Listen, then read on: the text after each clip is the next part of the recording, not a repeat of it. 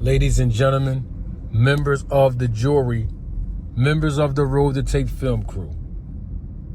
We know that there's going to be a big card. I mean, I'm talking about a really, really good card from top to bottom this weekend in my hometown, the great city of Philadelphia. And the headline, of course, the main event, is the undefeated IBF welterweight champion of the world. And I'm talking about Jaron Boots Ennis. Everybody in boxing knows that Boots is special. There is no question about it. It's not just that he's talented, he's special. And special fighters don't come around too often. But we have a special one. We definitely have a special fighter in Boots. And his work speaks for itself. Now, the opponent that Boots is going to fight this weekend, some people call him Karen. Some people call him Karan. I don't know how to pronounce his last name. So I'm just going to call him KC, which is the initials for his first name and his last name. So we know that Boots, 32 wins, no losses. 29 of those wins have come by way of knockout. We know that Boots, in the first fight that these two warriors had, we know Boots was real gung-ho. He was fighting in D.C. on the East Coast. The city of Philly came out to support him on the undercard of Gervonta Tank Davis when he fought Hector Garcia. And most of you remember that fight because Boots took some heat after the fight was over from content creators and the media. And of course, some boxing fans gave Boots heat as well because of our expectation of Boots. You know, every time Boots step in the ring, you know we all look for the knockout. And in this fight, Boots looked for the knockout. In that first fight with KC, Boots looked for the knockout. We saw him pressing the action. He was gung-ho. He was over-exerting himself. He was overextending some of his punches because he really wanted to put on a spectacular performance and really knock KC out. That did not happen.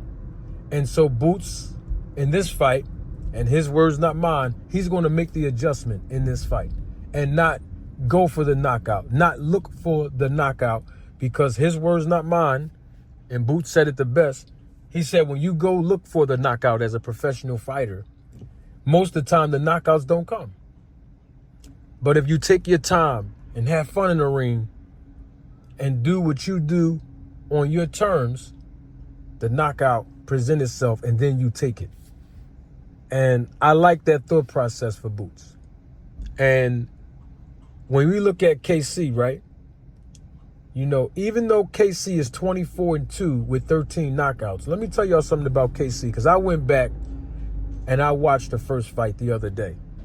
I went back and watched it. You know, I watched fights from years ago, from decades ago, all types of fights. I watch them about 3, 4, 5 times. Not in a row, consecutively in the same day, but I just go back and just watch fights, boxing matches. That's just what I do. And when I went back and watched this fight, I saw something that I didn't really place emphasis on when I was commentating the fight, because I did a live commentary on the actual fight, live commentary on the fight, the night of the fight. And most of you that remember this was here with me as a part of my audience when I did live commentary on the channel. But I noticed something. And I noticed that KC has a chin.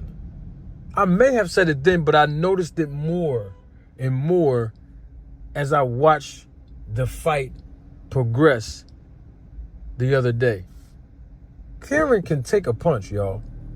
And a lot of people that was putting heat on Boots and saying, well, Boots didn't cut the ring off, Boots didn't look good, the guy did so well, the guy did this and that. And then some people said, well, the guy was running from Boots. It was just all kind of different mixed reviews after the fight was over. But I want people to really, really pay attention to something about KC. KC is a skilled boxer. And I don't think that he should be taken lightly by the boxing community when Boots beat him. Because even though Boots won in the first fight, a lot of people didn't want to give Boots credit for the win. A lot of people be criticizing Boots on the low. I be seeing y'all and I be hearing you. But what I'm basically getting at is give Boots credit for winning the first fight if you haven't already. And if Boots win this fight, which I believe he will, and I'll give my prediction and analysis later, give him credit. Because this guy, KC, he's not a slouch, y'all. He's not one of these guys who became a boxer haphazardly, and then he started working for Uber, and then he went out of boxing for years, and then somebody digged him out of the grave to call him so Boots can look good. This ain't that. KC can really box. KC has really, really good foot movement.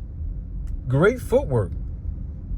Whether he was running to survive or not, he was very elusive in the first fight, as he should have been. I wouldn't recommend any fighter standing in front of the Boots and trying to exchange with him. But also, KC was able to land some punches, not a lot, but a few, because you're going to get hit in boxing, regardless of who you are. And it made for an intriguing matchup up until the part where people realized, like, okay, KC is just, it seemed like he's trying to survive now. It don't look like he's trying to really, really engage with Boots. And so a lot of people don't give credit to KC, but he is a polished, reputable opponent and fighter. And I wanted to put that out there first because a lot of people might criticize Boots like they always do if he come out with a win. This guy, Kieran, has a lot of skills. And it's really, really difficult to maintain a game plan the way that he did mentally in the face of adversity. And so that's what I want to start with when I talk about the breakdown of this fight. And this is going to be a good fight. This is not going to be a first round knockout for Boots. I'm just going to tell you that right now. Boots is going to go in there before the great city of Philly, his hometown, and he's going to have fun. And I actually hope he do get the knockout. But this is not one of those fights where, all right, Boots going to watch him in the first round and everybody get to go home. No, man. This is going to be an interesting fight because of their styles. And we know this in boxing, their styles make fights. And both styles are good styles. Boots style and KC style. To make it an interesting fight. To make it a cat and mouse fight. Hit and not get hit is the mentality of KC. And we saw that in the first fight. And also, we need to see, which we will see in my opinion, Boots make adjustments from how he performed in the first fight and his strategy for the first fight. Because Boots have one of the best trainers in the game. In Mr. Bosey, my guy, my old head, Mr. Bosey. And Mr. Bosey is really good at telling his fighters what they need to do with proper instruction. Certain elements that most trainers are not equipped with these days in boxing. They don't give their fighters the instruction during the 60-second rest period. They don't give their fighters motivation, some of these trainers. And primarily, they don't teach. They don't teach in the gym. And Mr. Bosey is a teacher. And so because he's a teacher and he gives great proper instructions to his fighters that he trained, including, of course, his son, we're going to see Boots not only make the adjustment inside of the fight, but also the adjustments that I believe Boots made during training camp, because him and KC at this point, they know each other now. They know each other. And I think that one of the ways that Boots can slow KC down, because I believe KC's going to get in there. He's going to try to fight Boots, of course. He ain't going to bang it out with him. But he's going to try to use his great strengths, which is his footwork, to elude Boots. And I think one of the things that Boots was very successful at doing in the first fight was landing body shots. Those body attacks that Boots was landing slowed KC down a little bit.